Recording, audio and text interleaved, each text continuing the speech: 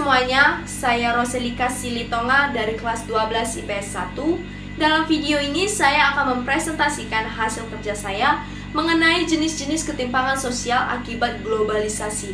Dan ini adalah mind mapping saya. Di dalam mind mapping saya menuliskan ada 4 jenis ketimpangan sosial. Yang pertama, ketimpangan pendidikan. Ada beberapa faktor yang menjadi penyebab terjadinya ketimpangan pendidikan. Yang pertama, kurangnya nilai moral. Nilai moral didasari dari keluarga dan harus diajarkan sejak dini.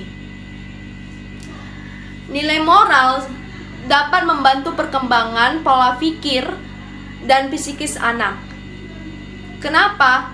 Ketika anak kurang dididik mengenai nilai moral, maka mereka akan beranggapan bahwa hal yang dilarang menjadi hal yang normal atau biasa saja. Nah, jika kurangnya nilai moral dapat berakibat buruk seperti terjadinya pelecehan seksual. Khususnya pada masa sekarang, seringkali terjadi pelecehan seksual di kalangan remaja atau SMA. Nah, pelecehan seksual ini sebenarnya sangat dilarang oleh pemerintah Indonesia. Dan ada undang-undang yang mengatur terhadap pelecehan seksual. Nah, pelecehan seksual ini mengakibatkan sering terjadi pernikahan dini. Maka sebab itu, marilah kita mengurangi kasus pelecehan seksual dengan cara kita mengingat bahwa kita mempunyai agama dan kita mempunyai moral dan kita mempunyai adat istiadat yang harus kita hormati dan kita laksanakan. Nah, yang kedua yang menjadi faktor penyebab terjadinya ketimpangan pendidikan yaitu kurangnya sarana dan prasarana pendidikan. Dalam proses belajar mengajar atau dalam dunia pendidikan, sarana dan prasarana sangat dibutuhkan. Khususnya gedung belajar atau gedung sekolah. Nah, sebenarnya di Indonesia masih banyak gedung-gedung sekolah yang tidak layak digunakan. Tetapi karena antusiasi siswa atau keinginan siswa untuk belajar, maka penduduk setempat memaksakan diri untuk tetap melakukan kegiatan belajar mengajar dalam kondisi yang kurang nyaman atau tidak layak pakai. Selain itu, akses jalan juga mempengaruhi terjadinya ketimpangan pendidikan. Seperti di desa-desa terpencil, akses jalan ke sekolah itu masih sangat sulit. Seperti contoh, masih banyak anak sekolah yang pergi ke sekolah itu dengan menggunakan perahu atau bot gitu, atau dengan akses jalan yang kurang mendukung seperti melalui sungai dengan jembatan tali. Itu sangat berbahaya. Nah, yang ketiga yang menjadi faktornya itu kurangnya sumber daya manusia dan tenaga kerja ahli. Dalam arti seorang guru harus berpendidikan. Itu memang sudah pasti. Kenapa? Karena mereka akan menjadi seorang pendidik yang akan mengajarkan hal-hal baik. Dan mereka harus memiliki kesehatan baik secara jasmani maupun rohani. Nah, apakah di Indonesia sumber daya manusia atau tenaga kerja ahli, khususnya tenaga kerja pendidik, masih sangat kurang? Menurut saya sudah sangat terpenuhi, tetapi seringkali juga terjadi kasus-kasus yang tidak enak didengar, seperti contoh mahasiswa membunuh dosen atau dosen memperkosa mahasiswanya ataupun guru melakukan kekerasan terhadap siswanya. Itu sebenarnya hal yang sangat keji dan menjadi suatu faktor terjadinya ketimpangan pendidikan. Maka sebab itu, tenaga kerja pendidik atau sumber daya manusia ketika mereka mau menjadi guru atau pengajar gitu, mereka harus benar-benar siap dan ikhlas untuk mengajari tanpa ada pemikiran kotor di balik semua kegiatan mengajarnya. Nah, yang selanjutnya ada kurangnya sistem pendidikan dan daya saing. Kurangnya sistem pendidikan ini akibat karena banyak siswa atau banyak masyarakat Indonesia yang kurang berani dalam menunjukkan bakatnya, atau sebenarnya mereka memiliki potensi yang baik, tetapi karena rasa minder atau rasa takut atau kurang berani, kurang percaya diri, maka mereka menjadi orang yang paling sudut atau dibelakangi gitu. Sementara mereka memiliki ilmu ataupun pengetahuan yang luas. Maka sebab itu sistem pendidikan yang harus diterapkan menurut saya, sistem pendidikan secara siswa itu harus diajarkan untuk siswa harus diajarkan untuk lebih percaya diri dan mau menunjukkan bakatnya, sekecil apapun itu bakatnya. Karena sekecil apapun bakat yang dimiliki anak bangsa, itu sangat berdampak dalam perkembangan dan perubahan dalam negara kita. Sehingga ketika kita memiliki talenta yang luar biasa, dapat kita perlombakan atau menjadi daya saing kita di dunia internasional. Selanjutnya, ada ketimpangan wilayah. Ketimpangan wilayah, ada dua faktor yang menjadi penyebab terjadinya ketimpangan wilayah.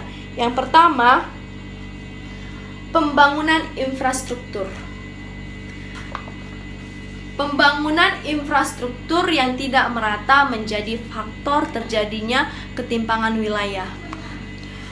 Menurut Anda, apakah pembangunan di Indonesia sudah merata? Nah, kalau menurut saya belum. Kenapa? Karena sering terjadi pembangunan infrastruktur alokasi, artinya cuman dalam satu lokasi saja. Contohnya di Pulau Jawa, pembangunan infrastruktur yang kita lihat sudah sangat maju dan sudah sangat berkembang pesat. Seperti di Pulau Jawa itu sudah banyak gedung-gedung tinggi atau perkantoran. Sementara di daerah-daerah terpencil atau seperti di Kalimantan yang masih terkenal dengan lahan kosong, seakan tidak adanya pembangunan infrastruktur. Dan itu juga menjadi salah satu ketimpangan wilayah karena tidak meratanya pembangunan infrastruktur. Yang kedua yaitu kualitas penduduk di desa dan di kota.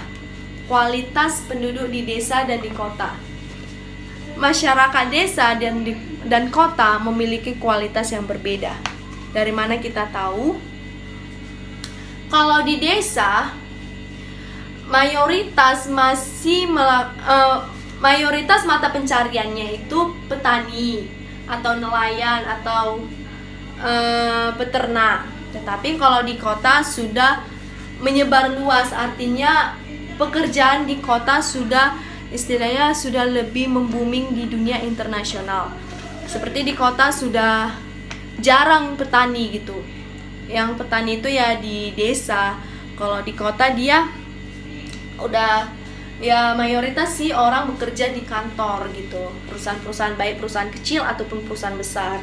Nah, hal itu juga bisa mengakibatkan terjadinya ketimpangan wilayah. Ketimpangan wilayah. Kenapa? Karena dianggap masyarakat desa itu kurang berkembang daripada masyarakat di kota. Sementara memang pada dasarnya orang desa itu orang desa itu bermata pencarian seperti petani itu. Nah, ada 3 dampak negatif dari ketimpangan wilayah. Yang pertama, inefisiensi ekonomi. Yang kedua, lemahnya solidaritas. Dan yang ketiga, terjadinya ketidakadilan. Akibat dari ketimpangan wilayah ini, kerap terjadi ketidakadilan. Kenapa? Karena seakan-akan, kenapa sih di kota itu infrastrukturnya berkembang dengan sangat pesat, sementara di desa kok gini-gini aja, jalan pun masih kerikil-kerikil, belum dibangun. Nah, sering terjadi masyarakat berpikir bahwa pemerintah Indonesia tidak adil atau melakukan ketidakadilan. Selanjutnya, ketimpangan sosial budaya. Ada 3 faktor yang menjadi penyebab terjadinya ketimpangan sosial budaya. Yang pertama, perbedaan tata nilai. Perbedaan tata nilai. Nah, seperti contoh, masyarakat desa masih menganggap tinggi nilai-nilai leluhur, adat istiadat, keagamaan, dan gotong royong. Sehingga mereka sangat sulit untuk menerima hal-hal baru atau perubahan-perubahan baru. Sementara di kota masyarakatnya masih sangat individualisme, artinya hanya memikirkan diri sendiri, dan masyarakat kota bersikap terbuka terhadap perubahan. Artinya mereka lebih cepat menerima perubahan tersebut karena mereka bersifat sendiri-sendiri, lo gue gitu kalau masyarakat kota. Nah, selanjutnya ada cultural lag, guncangan kebudayaan, guncangan budaya. Contohnya itu berbelanja online. Akibat dari perkembangan globalisasi, masyarakat lebih banyak yang menggunakan hal-hal instan seperti berbelanja online. Karena sebenarnya ada 2 faktor berbelanja online. Yang pertama, dorongan kemajuan. Yang kedua itu faktor karena ingin cepat saji.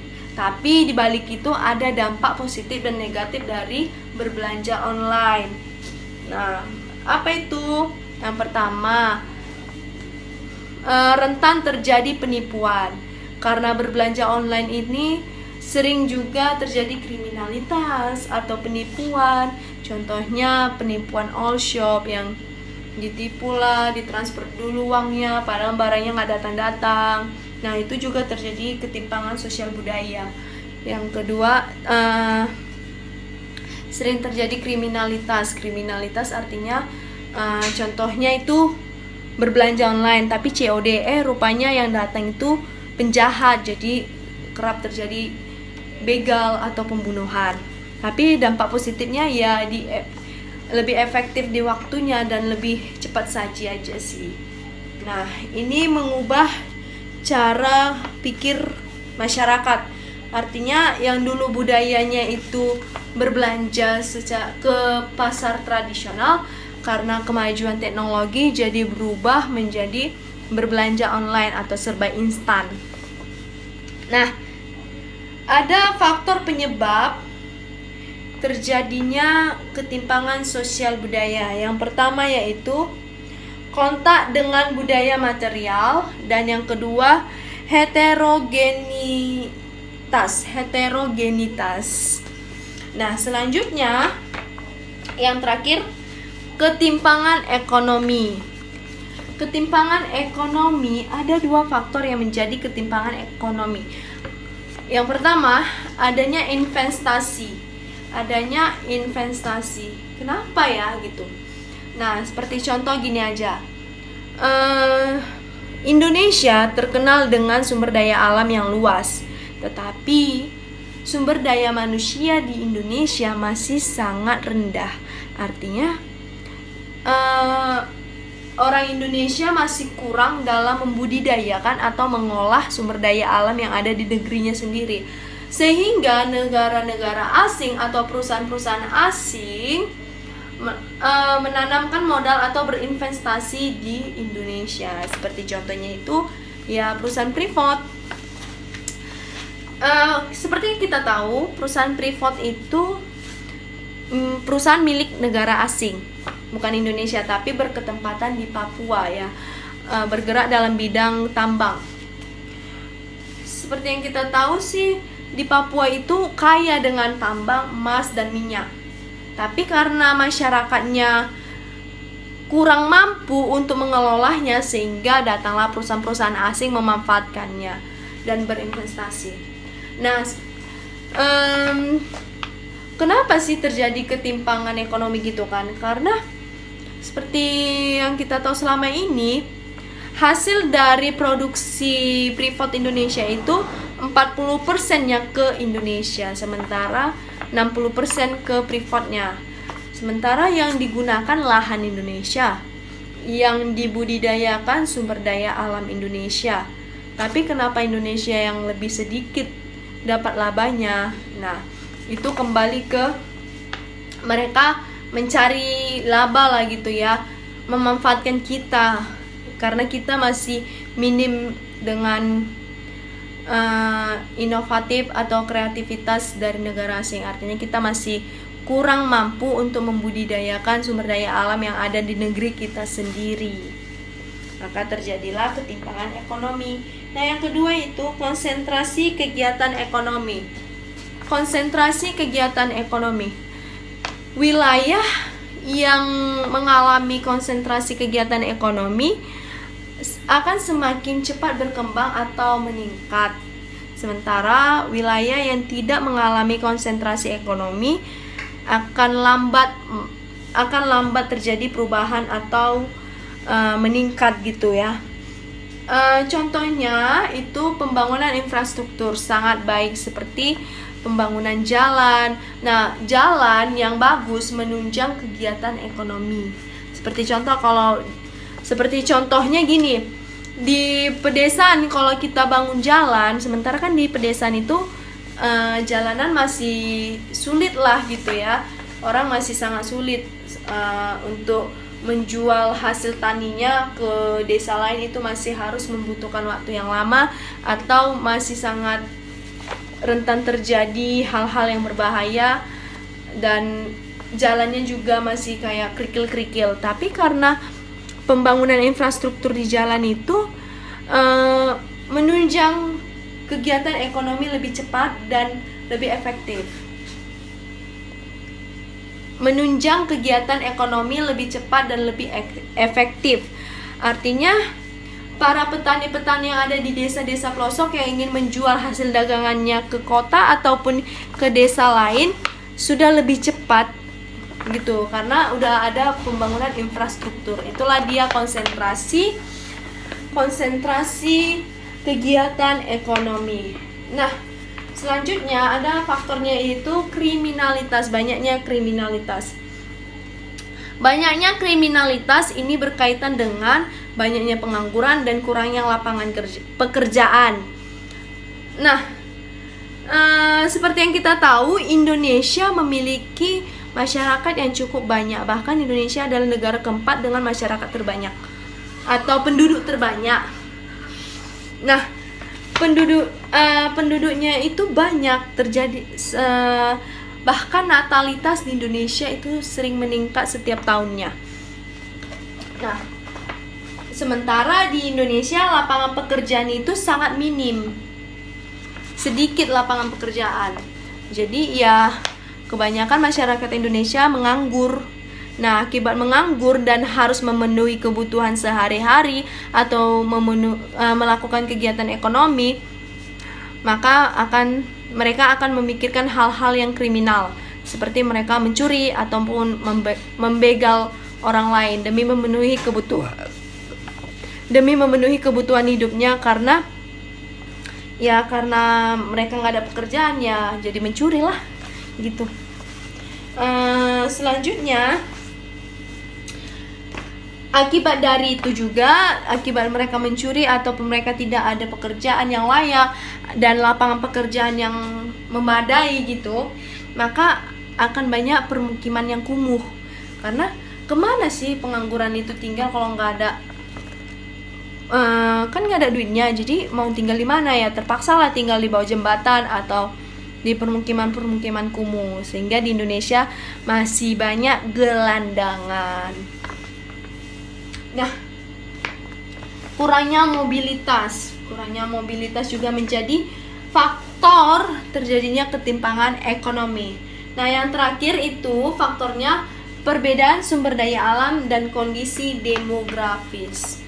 Perbedaan sumber daya alam juga menjadi atau memicu terjadinya ketimpangan ekonomi. Seperti contoh di Papua itu kan terkenal dengan sumber daya alam yang harga ekonominya sangat tinggi. Sementara kalau misalnya di Sumatera Utara ya kopi lah gitu ya, kopi, teh itu ya harganya masih di bawah harga emas, harga tambang, atau harga minyak. Jadi itu juga memicu terjadinya ketimpangan ekonomi. Demikian penjelasan saya. Apabila ada salah kata atau salah teori, saya mohon maaf. Terima kasih, itu yang dapat saya sampaikan.